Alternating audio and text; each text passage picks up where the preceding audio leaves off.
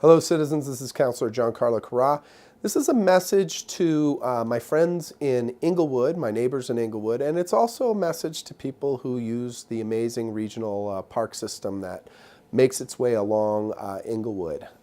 Several years ago, in my first term actually, the Parks Department began a process that spanned into my second term that was called the Bend in the Bow planning process. And the idea was to look at this amazing collection of park spaces and natural lands and develop a regional scaled plan that would unlock their full potential for Calgarians, for Inglewoodonians, and with the plan in place we could actually start funding things. Now that plan sort of was split into two phases, and it was split into two phases because we're talking about two very distinct landscapes. On the south, the Inglewood Bird Sanctuary and the former refinery site, which is now called the Inglewood Wildlands. And then to the north, the Ball Diamonds, just south of Blackfoot Trail, and then the entirety of Pearce Estates Park up to the train bridge over the Edmonton Line.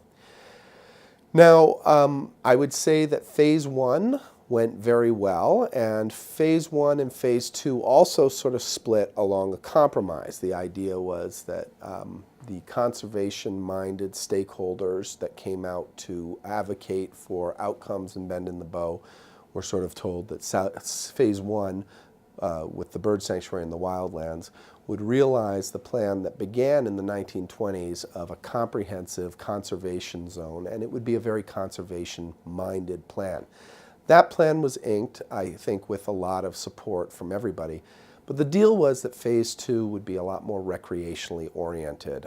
Inglewood is a growing community. It's becoming transit served. There's a lot more density coming in. We were doing local area planning. And we had to take the amazing landscapes in phase two of the plan and really maximize the recreational opportunities. Unfortunately, I think what happened was that the recreational user groups that came to the process for phase two were overpowered by the strong opinions and participation of conservation-minded people. And when the draft plan came forward in the middle of last term, it came forward without even recreation as even one of the guiding principles. And I sort of put my foot down and I said, look, that wasn't the deal, and that's not what's needed in this area.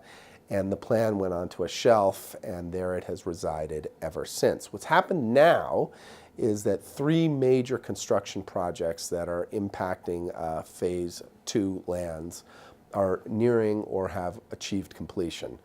The Southeast 17 Max Purple Bridge with the multi-use path is finishing up construction, and the land will be turned over to Parks sometime next season.